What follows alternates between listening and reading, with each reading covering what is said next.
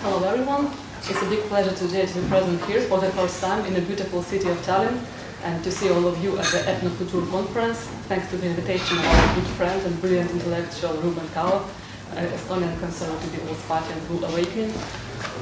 So it's my first time here, as I said, and I represent the National Corps Party, Ukrainian National Corps Party, which was indeed created on the basis of the veterans of the Azov Regiment. Last year it was represented by Vladislav Kovalchuk, who, among others, highlighted the role of Ukrainian nationalist volunteer battalions and the Azov Regiment in particular in countering Putin's invasion in the east of Ukraine. Actually, you know probably that under Minsk peace agreements, the Ukrainian side is not allowed to fight back, to counterattack the pseudo-republics in the occupied parts of the Luhansk and Donetsk regions. So the only successful offensive operation that was conducted in the course of the entire ATO, so-called ATO, anti-terror operation, as the conflict in the east is officially referred to, or most often referred to in Ukraine, it was conducted by Ukrainian Azov Regiment, which we conquered from Putin-backed separatist invaders a series of towns, cities. Among others, it was 500,000 city of Mariupol, which is the biggest city in Donetsk region, apart from Donetsk itself. And it's still under our control. It has a huge strategic role because it is located on a route which connects Russia with its proxy zone in Transnistria. The Azov Regiment actually began as a small guerrilla group of so-called Little Black Men, which was our response to so-called Little Green Men, who played a crucial role in the annexation of Crimea under the guise of the democratic referendum here. And now it is recognized as the most official military unit of the National Guard of Ukraine, and probably the entire Ukrainian armed forces, as its novel role model. Also, maybe some of you know that in the first several years of the conflict in the East, many foreigners, Europeans, not only Europeans, took part in the regiment. Some of them still serve there. And in the future, we plan to create a Ukrainian Foreign Legion, which is one of the provisions of the political program of National Corps. Although the history of our movement, of course, began not during the Maidan Revolution, far before, but namely this military background is the reason why now National Corps, I would say, is the fastest growing Ukrainian nationalist movement. It counts over 10,000 people in its ranks in different Ukrainian cities. And it's not only a party, we have not only a parliamentary wing and this military wing as a regiment. We also have a variety of different structures and projects by means of which we implement actually the leftist Trotskyist strategy of entryism in the context of previous speeches by Fedor Stomakin, which means entering the system, subvert it and counter it and changing it from inside. But it goes without saying, of course, that as political rivals, we constantly criticize, oppose initiatives and political steps which are made by the current president of Ukraine, Petro Poroshenko, and his government. We consider his rule a disaster for Ukraine. He is not able to counter Putin's invasion, and at the same time, he behaves like definitely a servant of the West, who is not capable to use the huge potential of our country, the biggest country in Europe. He wastes our geopolitical potential, and of course we will do everything possible not to let him to stay for the second presidential term in Ukraine. That's why we are currently formed an alliance with other Ukrainian nationalist parties, with Svoboda Party, with Right Sector and some others, and will probably participate in the upcoming elections together. So these structures which I mentioned is, for example, the youth corps, that is the system of youth patriotic education camps, which provide historical patriotic education as well as paramilitary training for the young generation of Ukrainians. That's the way we invest in the future. The connected project sports corps, it also organizes a series of tournaments, also international MMFAs, and not only projects like that, also often with participation of the ATO warriors, soldiers, conducts training, also gives paramilitary education to Ukrainians. This is the project like Memory of the Nation, which is closely connected to the process of decommunization in Ukraine. Our point is that we should not only take off monuments to Lenin, we also have to replace them with other Ukrainian figures which played a prominent role in Ukrainian state building and history. We need to give the population another mythology at the same time. These are projects like military school named after Ukrainian Colonel Johann Konovalets, which fulfills the ambitious task of modernization and reforming of Ukrainian army. Also, it develops the institution of sergeants, which was completely destroyed during Soviet era, along with any hint of private initiative. Also, this is a new project of so-called national squads or guards.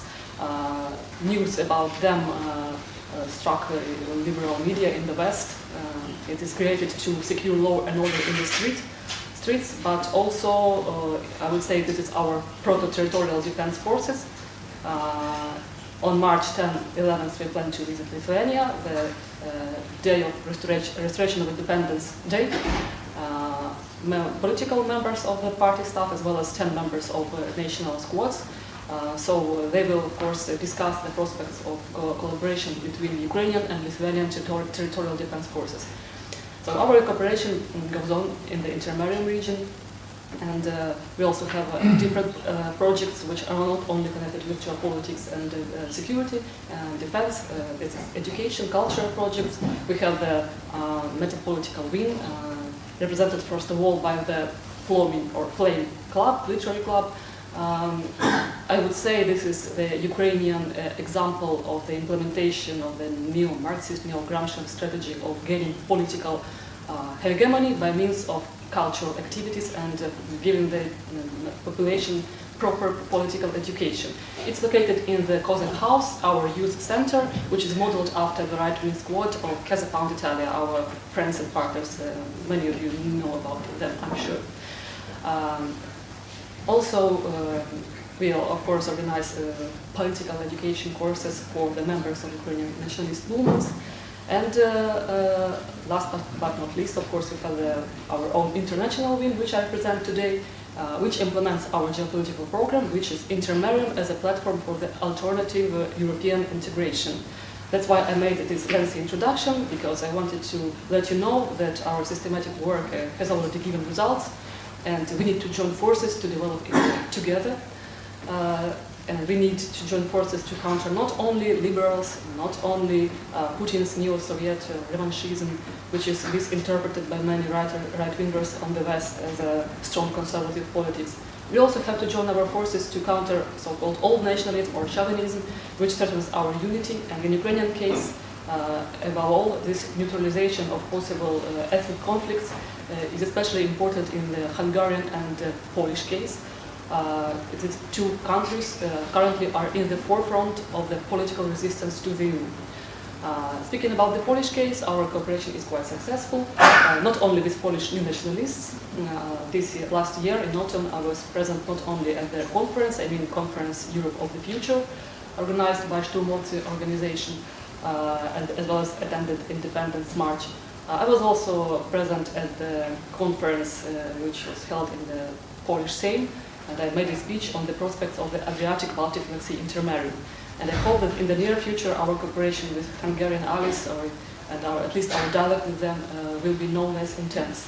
Also, I was very pleased to see that at this conference are present Finnish nationalists, representatives of Suomen Sisu and the Finnish party. Without Finland, Intermarium will not be complete, of course. We have a lot in common, speaking about Ukrainians with Finland. That's why I really anticipate and expect to see Finnish representatives at the next Intermarium conference, along with Baltic nationalists, our longtime friends, and all those interested in this project who are present here today. So I will switch to the topic of my speech, which is of course closely related to the Intermarium, its theoretical background, I would say, reasons to develop it, and its meaning for the entire Europe and the West. The chance to change the history of all West.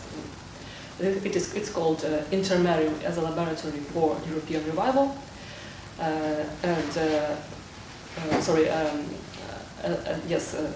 Archeofuturism and Intermarium.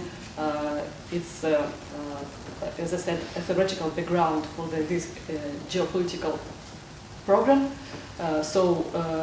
This new ethnofuturistic studies, which are developed today by our Estonian friends, as the Eastern European version of Western European concept of Archeofuturism developed by Guillaume Fay. It's a very promising sign of this growing unity between nationalist forces of the Intermarium region countries, and this is what I am going to talk in my speech. This Intermarium, in fact, is usually perceived today as a kind of crossroads of different identities, contrasts, even extremes. It's between something which is located between West and East, North and South.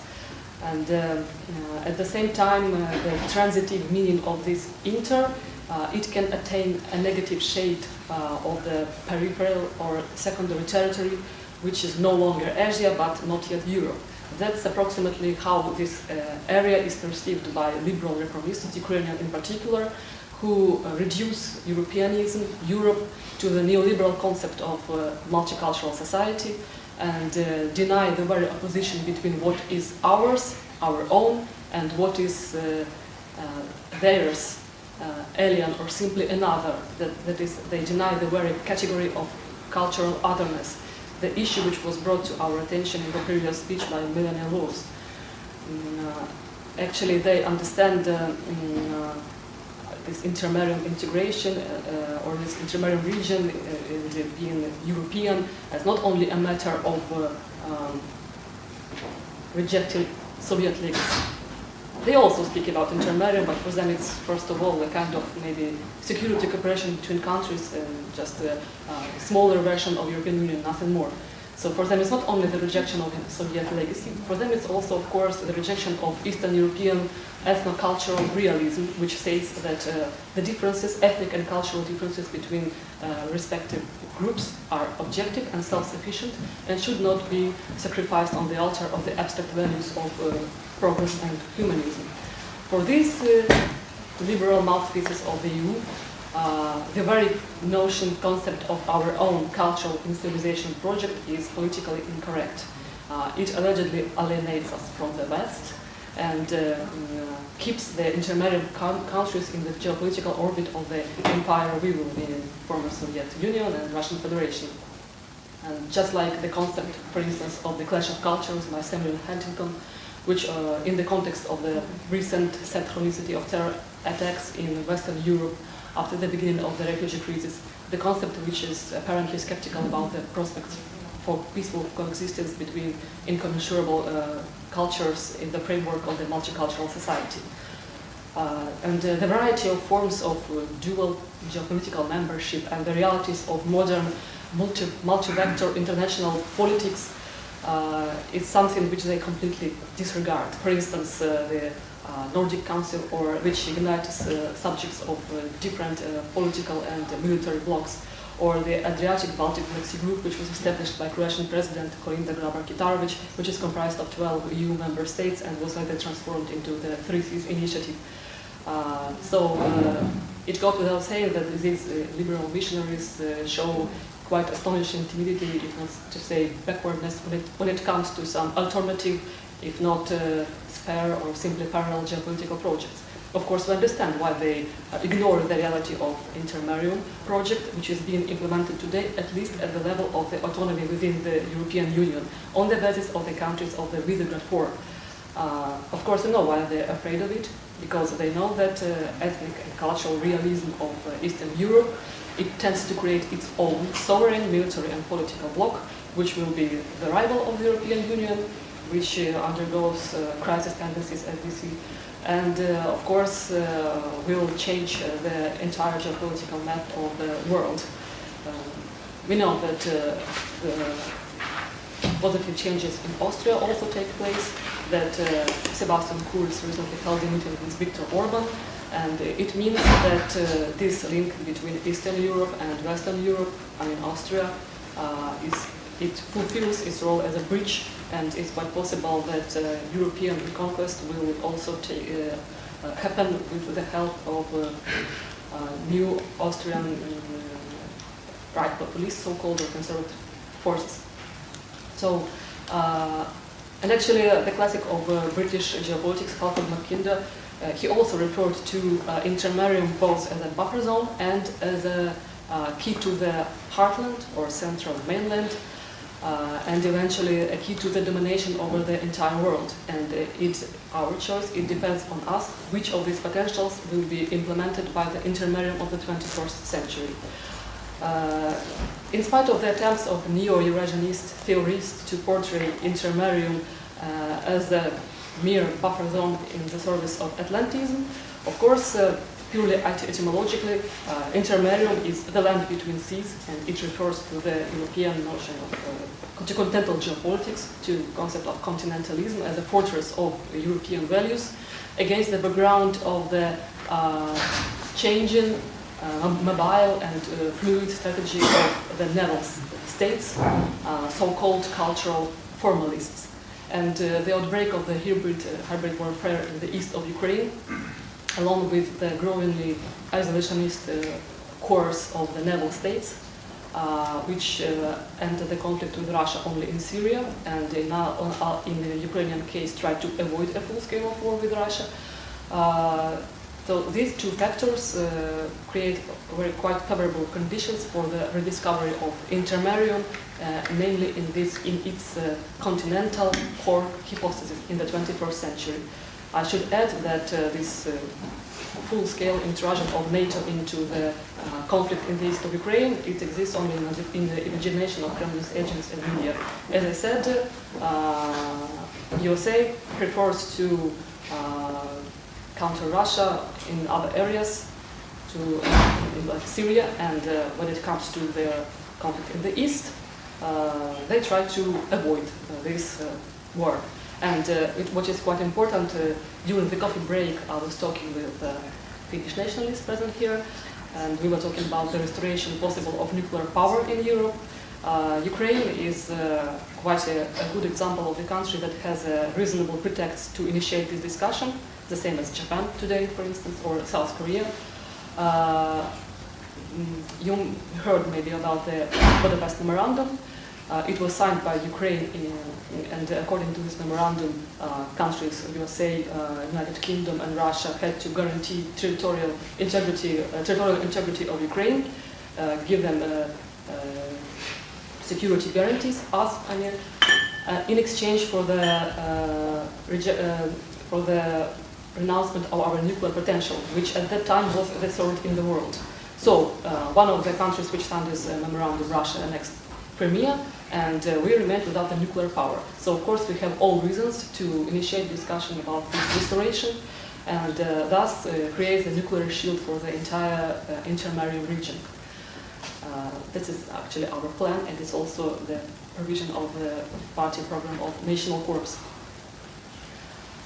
When we speak about this land between seas, Intermarium, we understand that this intuition of being in the middle, in between, it overlaps even with the mythopoetic theme of the Golden Age as a maximum of ontological, existential potential, as the origin of all things, as we would say.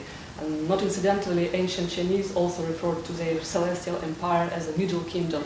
And indeed, the Intermarium is not only the spatial notion, it's not only the space where meet different contrasts between east and west, north and south, it's also the temporal middle, as we could say, the balance, which means, first of all, when we say temporal, cultural, and political. After all, when we talk about east and west, we also don't mean some abstract geographical notions. We mean certain cultural and civilizational projects and intuitions which we associate with east and west. Although there are, of course, many stereotypes as well. Even the transit routes, first of all, they have a cultural meaning, not only economic. So Intermarium, indeed, it's the space where we meet different epochs and the very conceptions of time, history and tradition, conservative values and progress, Eastern autocracy and Western law, collectivism and personality or individual. And this vision, this temporal perspective, of course, is very closely connected with the tradition of philosophical organicism, more precisely with the cyclic morphology of cultures of Oswald Spengler, who viewed cultures as beings of the higher type that are born grow, reach maturity, and die. And within this temporal perspective, it will be no exaggeration to say that modern European Union represents the minimum of this creative ontological energy. It shows a complete lack of this potential difference. It's a cultural entropy as a payback for the unlimited globalization, massivization, and cosmopolitanism. And it goes without saying that if within the linear conception of time and history, there may be only some temporary obstacles on the highway to the end of history, both in its secular and religious interpretation, within the framework of the cyclic conceptions of history, for the first time emerged an understanding that there is a kind of system failure in the world, in Europe, and the system itself accordingly needs to be relaunched. However, this idea of the need for the regeneration, the need to relaunch the system, it appears not within the organic doctrines, but as part within the philosophical voluntaristic paradigms, because organic doctrines, they actually accept aging, decline, and death of the cultural organism as a fate or as a natural process. Whereas voluntaristic paradigms, they say that no, we have to change. The decline of the West is not a sentence, it's actually the call to arms, so to speak. These voluntaristic paradigms, they are built over the organic cyclic ones and rationalist progressivist ones as a superstructure. They are built over without cancelling the basis, which actually makes possible this relaunch, this regeneration. It's a subject. I mean smaller cultural units, which spatially belong to the same cultural organism, Europe, the West, of course, is symbolically speaking, because when you speak about beings of the higher type, they have geographic, of course, limitations. But I mean peoples as parts of the same cultural organism, smaller parts. While they belong to the same cultural organism in spatial terms, temporally they may refer to its different phases. For instance, Germans and French in the 19th century. You know, the German philosopher Friedrich Nietzsche, he was also a big proponent of the pan-European ideas, and in his classic philosophical works, he wrote a lot about it. So he was fond of high French culture, he was fascinated with it, and at the same time he often criticized Germanism, so-called. Nonetheless, in spite of this, he also viewed French skepticism and humanism, French Enlightenment, as a sign of aging, as a paralysis of will, which struck all cosmopolitan Europe of that time.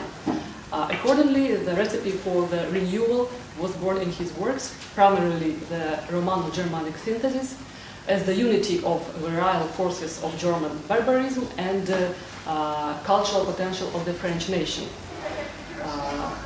For him, those figures who embodied this promising synthesis were Friedrich the Great, Goethe, Napoleon, Stendhal, Heinrich Heine, Beethoven, Richard Wagner, and Arthur Schopenhauer.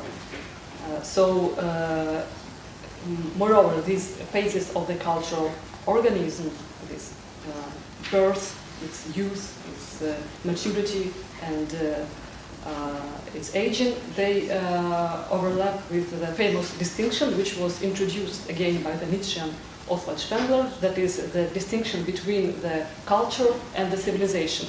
Culture as the early phase of the cultural cycle, which corresponds with the birth of the cultural organism, which is the maximum of the creative forces of this cultural organism, and civilization corresponds with the late phase of its aging and decline, when only the material and technical shell, civilization, remains from one's creative vital core of the culture.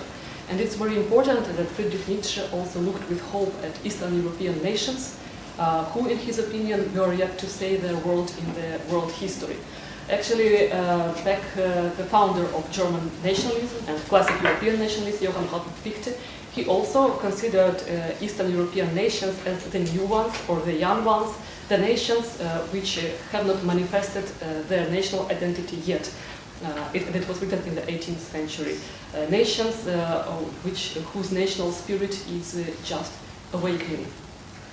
And today, when in the 21st century, when Germans and French, as a whole, of course, it's a generalization, all of us understand it, they belong to approximately the same cultural phase or age. Eastern European nations actually are still experiencing the national renaissance. And we should not be misguided by the attribution of at least part of this territory to the so-called Orthodox civilization by neo-Spenglerians Arnold Toynbee and Samuel Huntington. For us, first of all, it is the Intermarium region in its middle core continental hypothesis.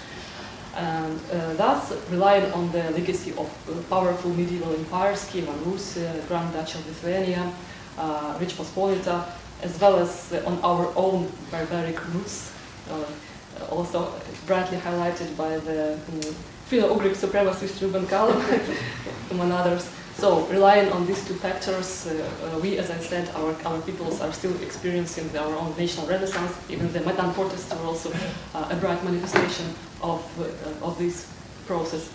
And just like Germans of the 19th century, who did not consider negative their backwardness with regard to British and French, and developed the so-called special or specific way of modernization, German Sonderweg. Eastern European nations, they also did not lose their fashionarity, and they realize the difference in the cultural age of their region and so-called Old Europe. Actually, they really have a lot in common with Germans of the 19th century. The basis for the famous doctrine, geopolitical doctrine of Middle Europe or Mitteleuropa by Friedrich Naumann, and geopolitical Baltic Black Sea doctrine of Ukrainian geopolitician Yuri Lipa. It's the same intuition of the middle, and the same rejection of the West-East orientation as devastating and destructive for the region. And the logical consequence of the rejection of this East-West orientation is, of course, the search for the third geopolitical way between East and West, which, of course, is very closely related to the intuition of Archeofuturism and Etnofuturism. Actually, Archeofuturism it's a temporal analog of the special notion of the geopolitical third way. It's again this balance, Archeofuturism, between conservatism and progressiveness. It's the unity of traditional principles and formulas with technological advancement and innovation. Actually, this space, our Intermarium space, is a very promising territory for the implementation of the fourth industrial revolution, Klaus Schwab. And this area, this region, Intermarium region, it represents this early cultural phase of the pan-European organism, which in its western part, again I'm generalizing, has long entered this late civilizational phase. That's why we view it as a platform for the all-European revival or reconquest, reconquista. Speaking in terms of the Ukrainian, decalogue of Ukrainian nationalism, we are peoples on the verge of two worlds whose vocation is to create a new life. We are both literal and symbolic down for the twilight west, which is doomed according to Oswald Spengler, although he did not consider himself a pessimist. Of course, as the Eastern European peoples, just like Nietzsche was fond of French in his time, we also borrow a lot from Western European metapolitical intellectual traditions. And again, it's very promising that we now produce our own intellectual currents like Etnofuturism. And this is the matter, of course, of the productive synthesis, because we see many promising tendencies in the West, which means that, of course, it's not lost. So again, I'm generalizing when I'm talking about these cultural phases. Of course, we have many partners in the West who also preserve their fashionary potential and show examples as an example not only to their compatriots but also to Eastern Europe in many respects. So it's just a matter of the unity of our forces. And what we also need to borrow from the West is this higher metapolitical perspective, pan-European thinking, which of course in no way rejects the sovereignty of our nations and the variety of our ethnic and cultural identities. So it's quite symbolic and important that new nationalism of Ernst Jünger, which is both organic and pan-European, is being rediscovered now precisely by the patriotic circles of the Intermarium countries. Of course, the Estonian Conservative People's Party Awakening, Latvian National Alliance, Lithuanian Nationalist Union, Croatian Party Generacija Nova, Generation of Renewal, also very symbolic title, Ukrainian National Corps and our allies in Ukraine, as well as other countries of the region and our partners in the West, who support our geopolitical program, which is Intermarium as a platform or a springboard for the European Reconquista, or for the alternative European integration, or for the alternative Pan-Europa, which of course shouldn't be confused with the Kudenhova-Kalergi multicultural Europa plan, Pan-Europa plan.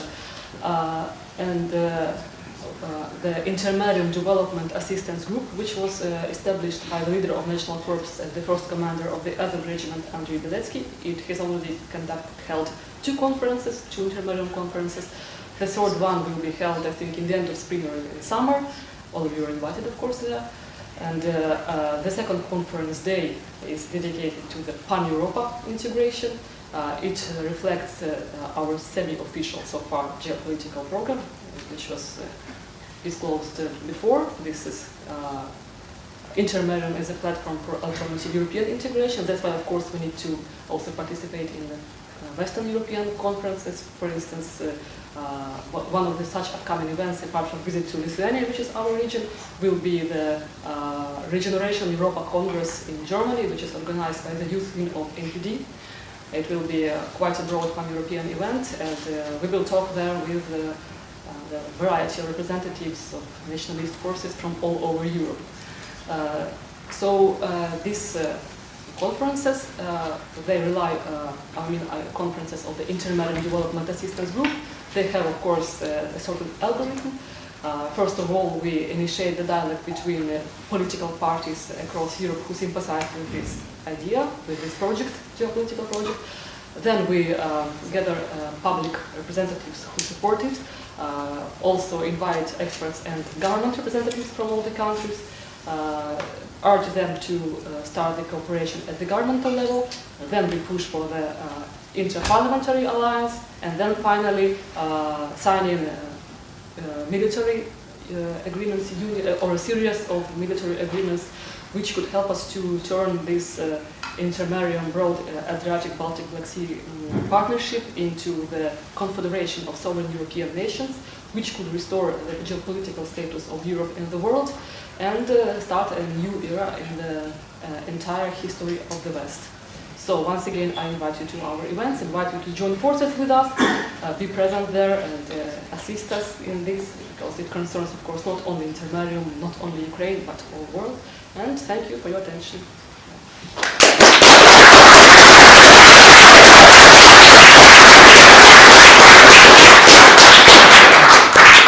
If there are any questions? Yes? You mentioned the fusion of opposites in Intermarium, that the south and north for culture and forest and so on. Heidegger spoke of the nihilistic as that which transcends and alienates from the opposites. But regarding his view as Nietzsche as the last metaphysician and himself as, he didn't clearly put it, but it comes out as the post-metaphysician. Do you believe that, as he believed, that this fusion of the opposites is that which gives rise to a truly new culture and a new force that can transcend the West and the East?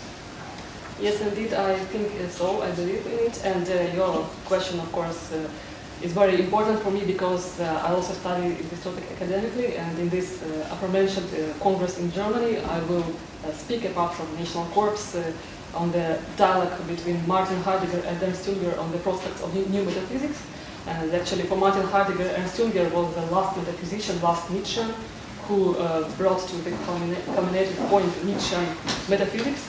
And yes, for Heidegger, it was still thinking in terms of old metaphysics, because Junger used these metaphors of the line which we need to cross to start the new era, new aeon, and Heidegger believed in the so-called second beginning of the philosophy. We need to return to the roots, to the pre-Socratics, and develop a new language of metaphysics. And while we're thinking in these terms, we cannot move any forward. But anyway, they had the same intuition that we need to restore metaphysics on new grounds, or create new metaphysics.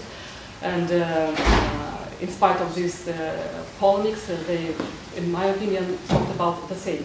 And there are also quite interesting studies dedicated to the dialogue of Heidegger with the East, with the Tokyo Philosophical School, with he also translated Laozi treatise, and also some parallels with Indian philosophy and more. We know that Heidegger believed that we can correct this mistake in the course of Western ontology only by means of referring to our own roots, Greek roots, but still he also drew inspiration from the East and also relied on this productive synthesis in some respect. There are many references to the East in his lectures in metaphysics, by the way. For us, we have our own differences of potentials in this Intermarium region, indeed. And for me, yes, this is the beginning of our, not only of the geopolitical reconquest, it's also the source of the new metaphysics of the West. And it's very important that you highlighted it in your speech, metaphysics of Etnofuturism as well. And also in our movement we have several print editions. One of them is a journal Nova. It's called not only the Journal of Ukrainian Archeofuturism, but also the New Metaphysics of Europe. So of course we connect this Intermarium project with the development of the new humanitarian paradigm, new intellectual current, and development of the new metaphysics of the West. Okay, so I have another question. So I think you said that the Spenglerian cycle is broken in the sense that the West will regenerate, but at the same time you talk about new metaphysics for the West. I think there's a bit of linguistic confusion, because I certainly do not see it this way. I think that what is happening is very well within the boundaries of the Spenglerian cycle, that the West will die, and these new metaphysics, and what I mean by this, by saying that the West will die, is that the central cultural aesthetic of the West that has been that it has had up until now will disappear, and a new one will replace it, but it will no longer be the West. So it is still very well within the boundaries of Spengler, I think. Of course, it is true. What is written by Spengler, it is confirmed by what we see in the West, and at the same time, no. When I say that I agree with his vision, I disclose this conception of early cultural phase and late civilization phase within the single or European organism, and I say that indeed the West is lost, it mostly entered its late civilizational phase and it's dying. So the only way to restore Europe as a whole is just make this productive synthesis, use Intermarium countries which preserved their ethnic cultural identity as a springboard for the all European reconquest. We will leave behind the brackets how we are going to do it, but I think many of you can imagine it. Anyway, in this respect, I also fully agree with you and with Oswald Spengler, who of course was very correct in his diagnosis of the current state of the West. Although he also made this small essay, "Am I a pessimist?" something like that, and he said, "No, I'm not a pessimist. I believe that the West had a chance actually." And in the hour of decision, and also when he described Caesarism as a sign of this late phase of the Faustian civilization, he also gave some hints which tell us that not everything is lost, and actually this period also gives us some creative potentials, opportunities which we can use. At the same time, I not disagree with this diagnosis, but I don't say that disagree, but I of course leave the room for the reconquest. That's why I was talking also about the voluntaristic philosophical paradigms, because liberals, they operate in this rationalist mechanical terms. For them, society is a construct yes, gender, so-called, or sex, state, everything is a social construct, so they of course have no relation to the organic reality of the world. But it doesn't mean that organic doctrines are fully correct. Of course, they're much more correct when we describe social phenomena and cultures. The liberal ones, of course, definitely, and in this respect they are built over the rationalist liberal ones. But when we say about these voluntaristic doctrines, Nietzsche is very important here because he is both a philosopher of life, vitalist, and at the same time he's a voluntarist. It means that we can change something by will. Of course, it is easy to confuse it with this lower rationalist level, when we say that we will change something in the society, we'll start a new era in the world history, multicultural society, everything will be all right, okay, peaceful coexistence. But actually, of course, it's not the same thinking as this rationalist, mechanistic one.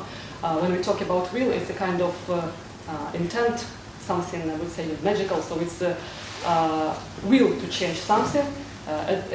It shares some, of course, fatalistic views, a more fatty Nietzschean. What we can change, we will not change, but at the same time, it strives to change the situation where it is possible. And actually, if we compare two representatives, or bright representatives of this organic doctrine and voluntaristic doctrines, it will be Oswald Spengler, and it will be, for instance, Adolf Hitler, who said, I disagree that the West is doing, and I will try to change it. So as of now, we could say, for instance, that his attempt has failed, but it doesn't mean that no more attempts are possible. And when I say about this Intermarium platform for the reconquest of the West, it doesn't sound like a kind of voluntaristic attempt, but in fact, it largely is. And in the context of the previous question, Martin Heidegger would say that we don't need any voluntarism, it's all metaphysics. We need to listen to the voice of being, especially late Heidegger, and wait for some changes. In his latest interview, Heidegger said only God can save us. He meant, of course, not a Christian God, but just metaphysical. And this is the difference between, for instance, Heidegger and Junger. Heidegger is closely related, more closely related to the camp of cultural pessimists. But for instance, Junger, Nietzsche, and others, Archeofuturists, Ethnofuturists, they again leave the room for this voluntaristic change, which is built over the organic doctrines without denying them, of course. Well, I just one last comment. I think that's an unnecessary dualism because we are not outside this Spenglerian cycle in our voluntarism. In other words, we are that which will kill the West and create a new civilization. In this sense, and our actions are, yes, they are voluntaristic, but they in no way conflict with what Spengler proposed, his theory, or rather a description of historical processes. Yes, actually, you are right, and when Spengler left some possibilities for the change, maybe he would even agree with you that it will be something new, not like a rebirth of the European or Western organism which is doomed, but absolutely new cultural project. Project, of course, is not an organic term. New culture, yes. I agree with you. It may not be called West, but still it will, of course, be connected to some of our basic metaphysical intuitions and values.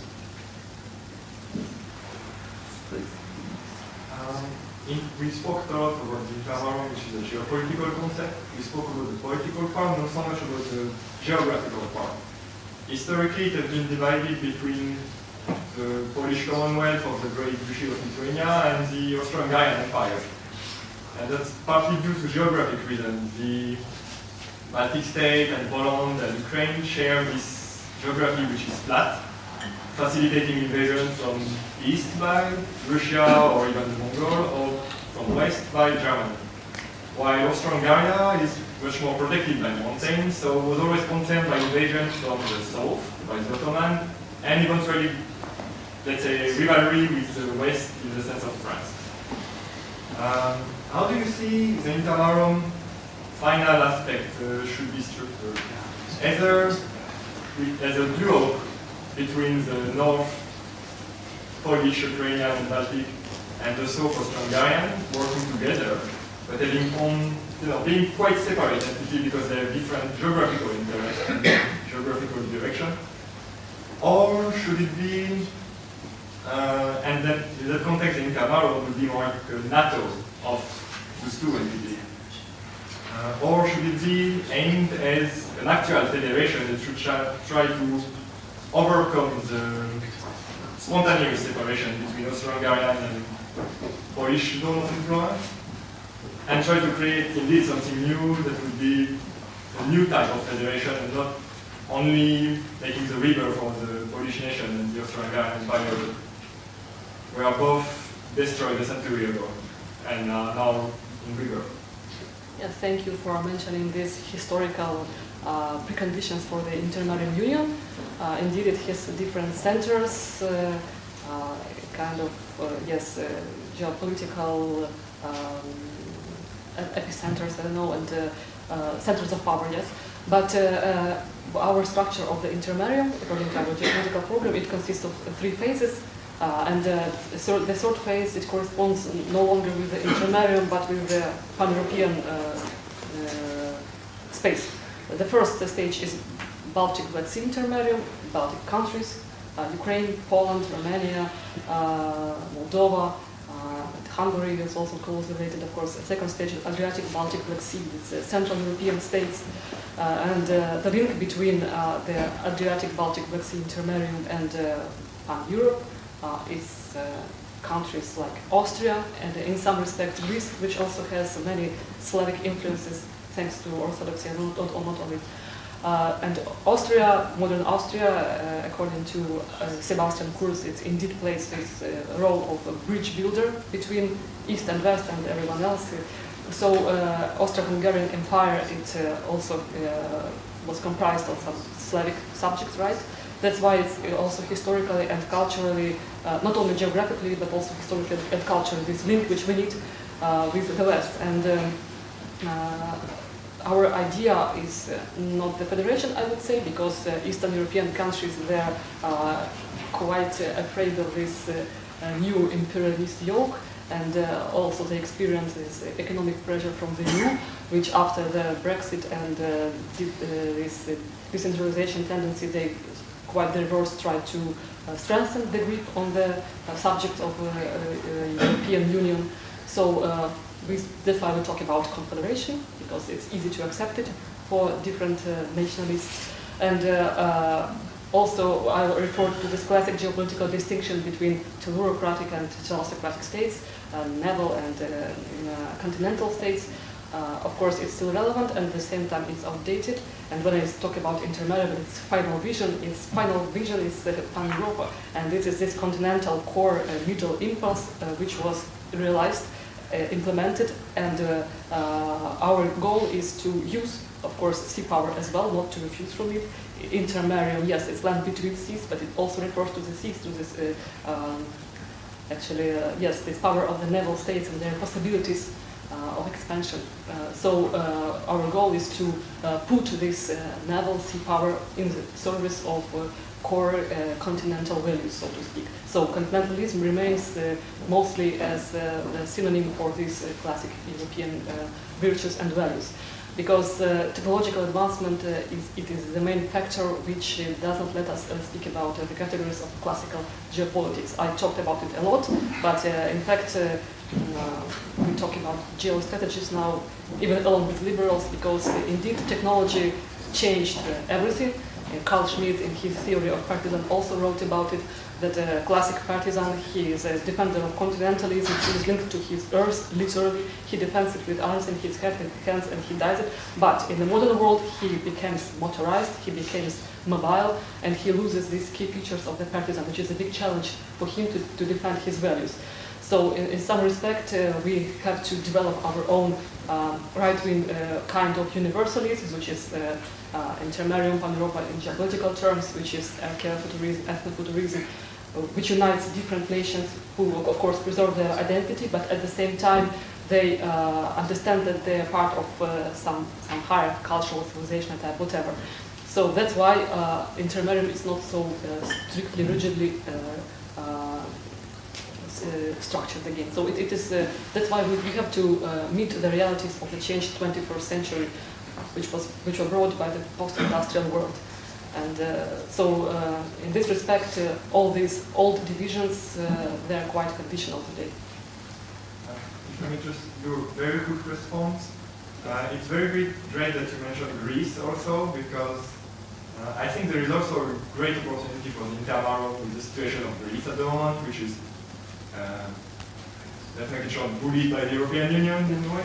And something that Greece are able to bring probably to the Intermarium is a third center of power in the sense of the historical seat of Orthodoxy, which is now basically controlled by Russia to an extent due to massive economic power and influential power. But historically, and even still nowadays spiritually, Greece is an extremely powerful religious center.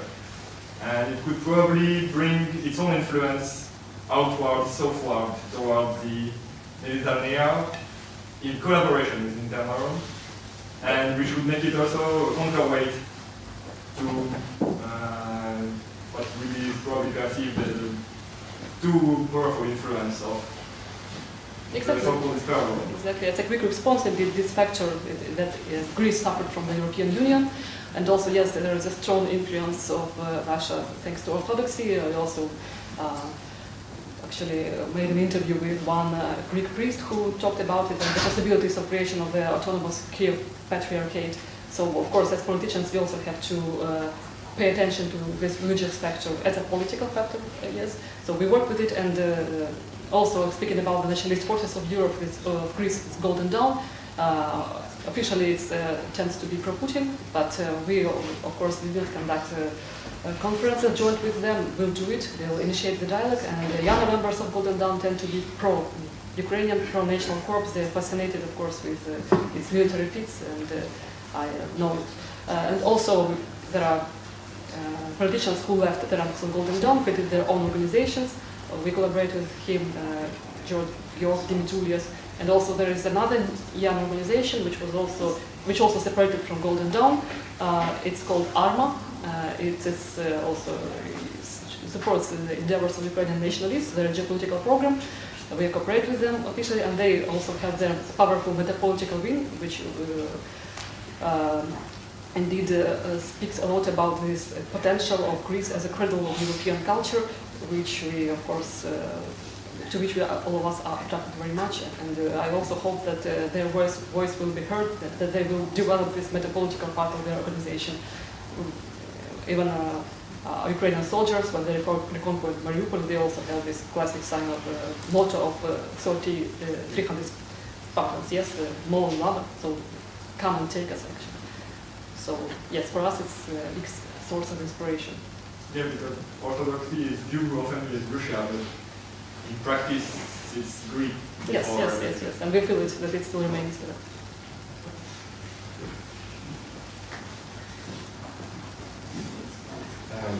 You mentioned that the nationalist militia had made a difference in the current war. How many militiamen are there? Russian? How many militiamen does it consist, the nationalist militia consist? You mean this national squads? Yeah. When they made this their first procession, they existed for a year. But their first inauguration, it was held a month ago, and there were over 600 members. But after that, after the media hype, over 1,000 new applicants showed their wish to join it. So now it tends to be closer to 2,000, and more people want to join. So it can, of course, play its role also in case of the revolutionary scenario in Ukraine. Yeah, actually I have two questions. Maybe you already talked about it, but how much does the Intermarium project differ from the V4 countries? It has a lot in common because, as I said, currently Visegrad 4 is in the forefront of the resistance to the EU's political agenda.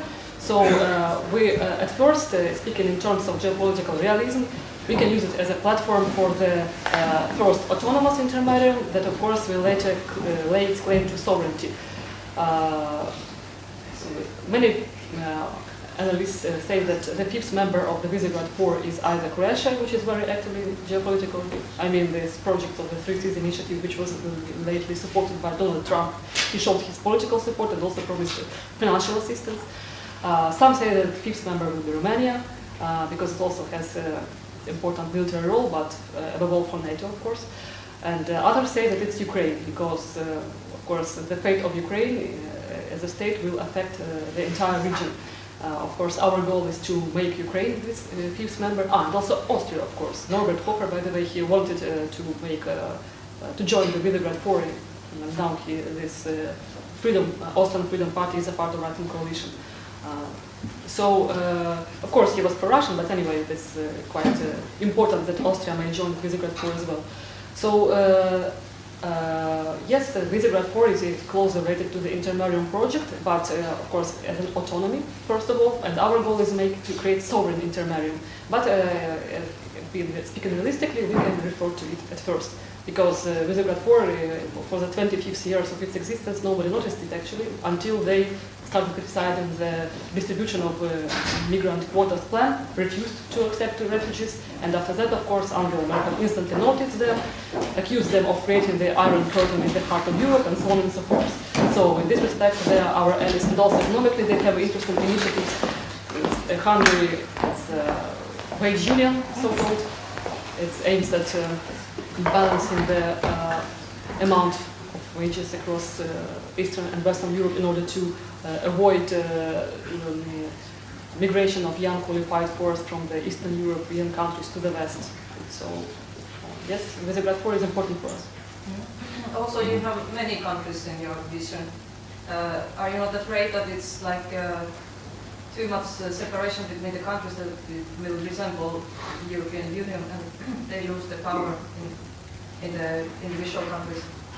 Of course, such union will have its centers of power, definitely, a kind of geopolitical planets with its smaller units, but we need to, of course, to avoid it as much as possible, to create this decentralized confederation of European nations, and of course it should be preceded by the proper political education and work with respective diplomatic missions. Otherwise, of course, there are many tensions in the region. Also, there are third parties which are interested in preventing us from integration.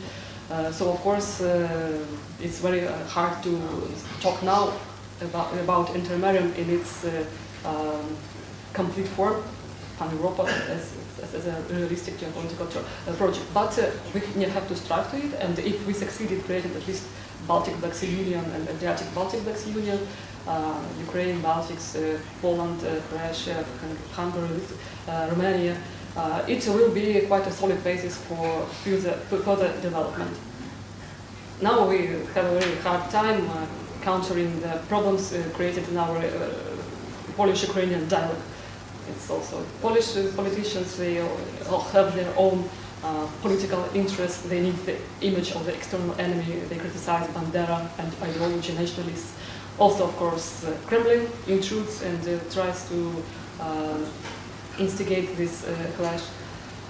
And of course, Poroshenko, he's still a leader of Ukraine, and he's absolutely dependent on decisions of Angela Merkel, and doesn't support autonomist aspirations of Andrzej Duda, Polish president. So these three factors complicate the situation very much. In Hungary, it's sometimes even more complicated. So, but still, we are quite optimistic and are going to develop this dialogue and cooperation, and show example to other countries, like also Greeks, Bulgarians, Serbs, Croats, and other quite complicated situations.